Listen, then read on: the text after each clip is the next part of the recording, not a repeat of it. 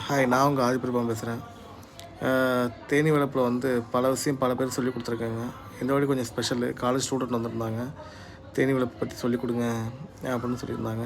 நமக்கு தெரிஞ்சவங்க ஒருத்தவங்க ரெக்கமெண்ட் பண்ணியிருந்தாங்க, சொல்லிக் கொடுங்கப்பா அப்படின்னு.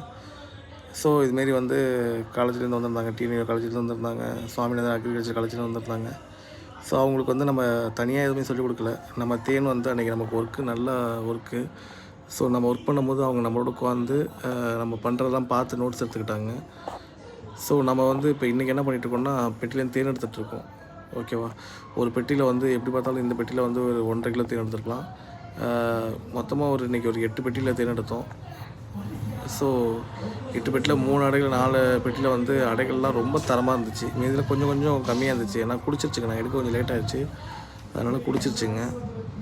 ஸோ இந்தமாரி பெட்டிகளில் தேன் வைக்கணும்னா சில ப்ராசஸ் பண்ணணுங்க. என்னென்னா ஃபஸ்ட்டு வந்து ப்ரூட் சேம்பரில் இருக்க அடைகளை நம்ம பராமரிக்கணும். அப்படி பராமரித்தா மட்டும்தான் நம்ம தேன் எடுக்க முடியும்.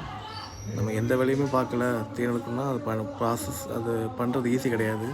ஒரு உண்மையான தேன் வளர்ப்பாளுக்கு மட்டும் தான் தெரியும் தேன் எடுக்கிறது எவ்வளோ கஷ்டம்னு. ஸோ நீங்களும் தேன் எடுக்கணும்னா தேனி வளர்ப்பை கற்றுங்க. பீக்கீப்பர் ஆனால் மட்டும்தான் நீங்கள் தேன் எடுக்க முடியும். பீக்கீப்பர் ஆகலைன்னா தேன் எடுக்க முடியாது. தேங்க்யூ.